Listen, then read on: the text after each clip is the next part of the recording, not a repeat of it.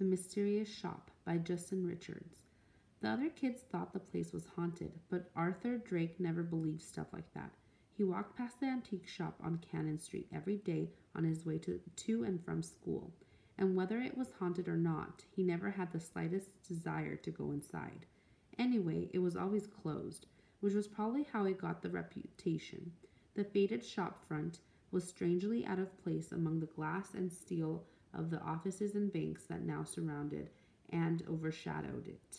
If you peered through the grubby, misted windows into the dusty interior, you could just make out the piles of bric-a-brac heaped around the cluttered room. Whatever ghosts you might see would be reflections of people passing on the other side of the street, or, if you were lucky, a furtive glimpse of the elusive shopkeeper.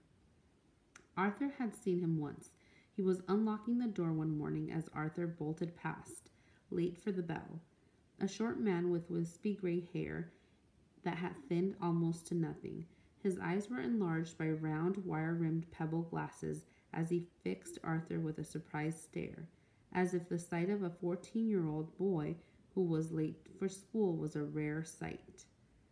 It was only when Arthur met him again that he began to realize why the old man had stared at him.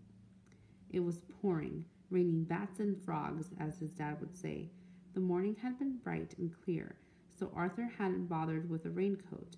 He held his plastic folder of homework over his head as he ran, blinking away the rain and angled in at his face. He was so surprised that he just stopped and stared. The rain continued to pummel down, and he could feel it soaking through his jacket now, but his attention was focused on the antique shop. He had never seen its door open before. Without even knowing what he was doing, he stepped inside. He was never exactly sure why he did it. Perhaps it was to get out of the rain, or maybe he was just curious. Maybe it was so he'd have something to tell the others the next day, something to give him a bit of cred in the playground, a story to tell over lunch, or maybe it was fate, except that Arthur didn't believe in stuff like that. Not yet. Inside the shop looked exactly as you would have expected from the street. There was as much dust in the air as there was grime on the windows, so it still seemed misty and vague. He picked his way between piles of ancient books in heavy leather covers and squeezed past a dark wooden table that was struggling to support a mountain of boxes and jars. A huge gray moth stared at him from inside a glass-fronted display case on the wall. Or was it a butterfly that was so dusty all its color had leached away? The edges of the room were lost in shadows, as if the shop went on forever. There was a table with a chessboard of light and dark wooden squares laid into it. The pieces were set out in mid-game, ivory or bone. Wasn't ivory banned now? A drop of water fell onto the board as Arthur leaned over to look more closely.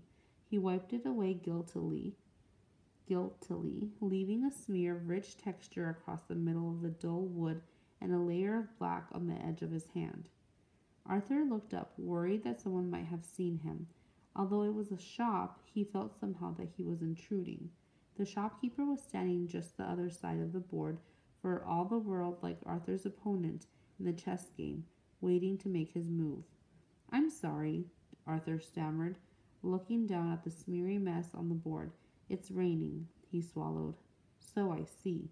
The old man's voice cracked and hoarse, as dusty as everything else in the place. "I'd better be going." The man shook his head, the edges of a smile creeping onto his face. "There's no hurry. Please take your time. Look around.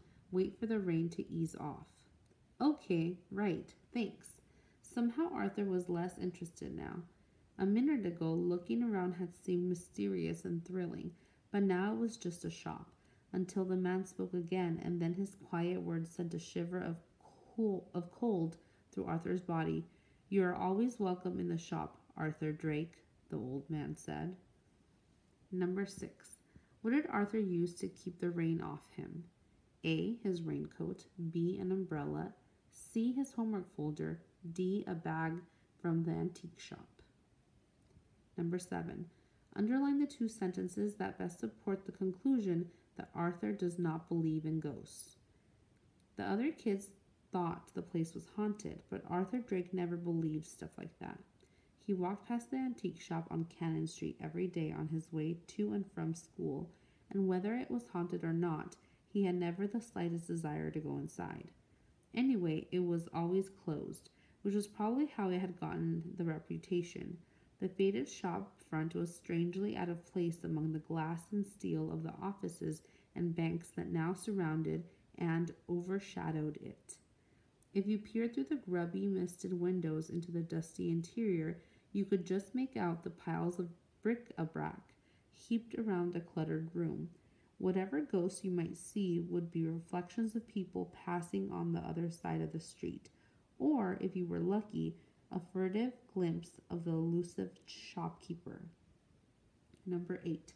Which sentence best summarizes what happens after Arthur enters the antique shop? A. He is surprised that the shopkeeper knows his name. B. He meets the ghost. C. He explores all the old things in the shop. D. He tells about his haunted adventure to his friends at school. Number 9. Read the sentence. If you peered through the grubby, misted windows into the dusty interior, you could just make out the piles of bric-a-brac heaped around the cluttered room. What does the phrase piles of bric-a-brac most likely mean? A. Piles of trash. B. Lots of small knickknacks.